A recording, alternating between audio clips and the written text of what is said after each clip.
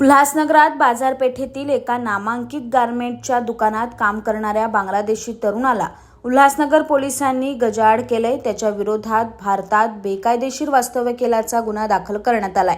मोहम्मद लिटोन रजफ अली हसन हा बांगलादेशी तरुण जय बालाजी गारमेंट्स या दुकानात काम करत असल्याची माहिती उल्हासनगर गुन्हे शाखेच्या पोलिसांना मिळाली होती। या माहितीच्या आधारे गुन्हे शाखेच्या पोलिसांनी केलेल्या धाड कारवाईत मोहम्मद लिटोन रजफ अली हसन या बांगलादेशी तरुणाला पकडण्यात आले। हा बांगलादेशी तरुण मागील वर्षभरापासून उल्हासनगरच्या कॅम्प क्रमांक 1 मधील सतनाम कॉलनी या ठिकाणी राहत असल्याचं पोलीस तपासात निष्पन्न झालंय।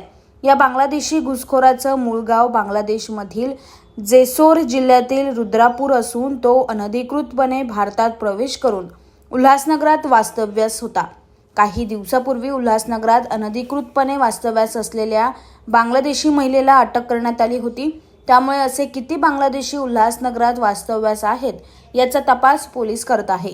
हनुमान मंदिर येथील एक शॉप आहे बालाजी गारमेंट्स, आणि त्या बालाजी गारमेंट्समध्ये हा जो व्यक्ती आहे मोहम्मद लिटोन हसन हा बांगलादेशी, त्याच्याकडे कुठल्याही प्रकारचं कागदपत्र नव्हतं इथं राहण्याचं, आणि तो मूळचा जेसोर ग्राम रुद्रापूर पोस्ट घोगा थाना सरसा विभाग खुलना आणि देश बांगलादेश हा पारपत्राशिवाय या ठिकाणी मिळून आला।